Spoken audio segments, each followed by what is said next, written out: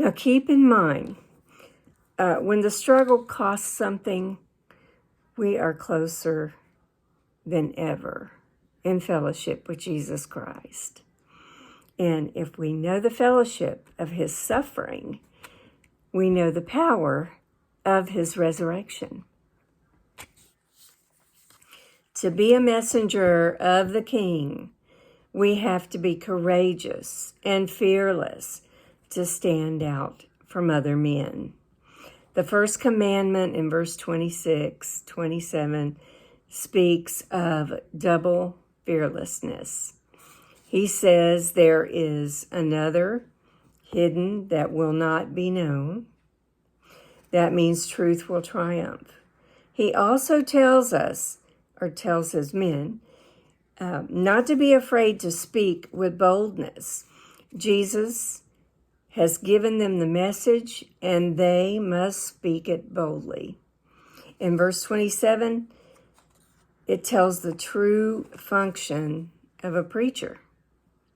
They must listen in the dark hours, in the secret place with Christ, where he will speak to them. Here's the principle. No man can speak for Christ if Christ hasn't spoken to them. No man can speak for Christ if Christ hasn't spoken to them. No man can speak for Christ if Christ hasn't spoken to them.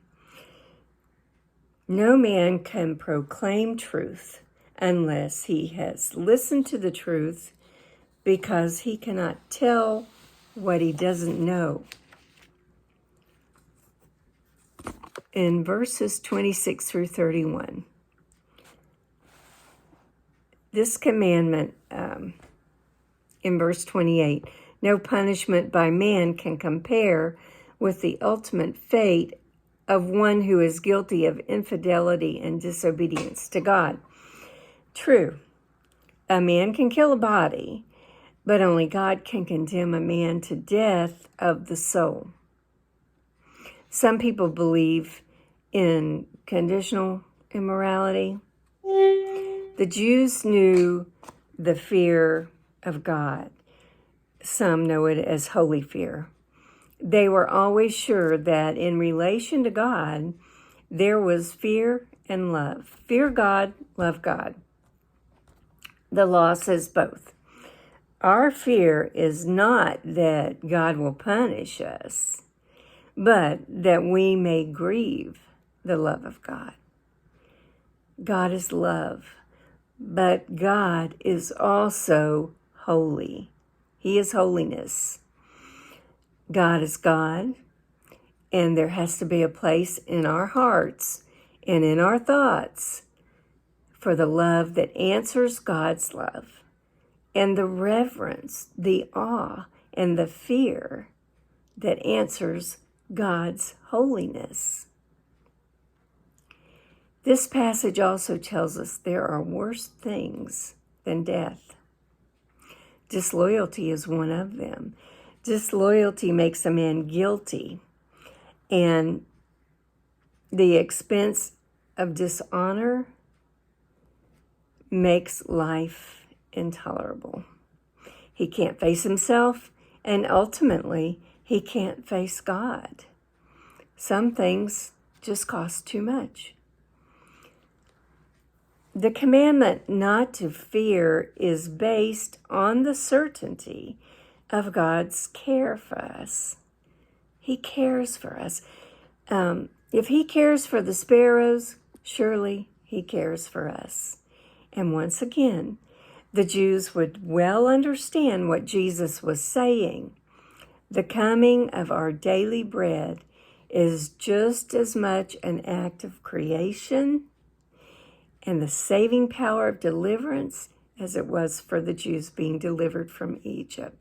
The God who rescued Israel, whose love for men is seen in omnipotence and in the great events of history, is seen in the day of nourishment of our bodies. Every single day we see it.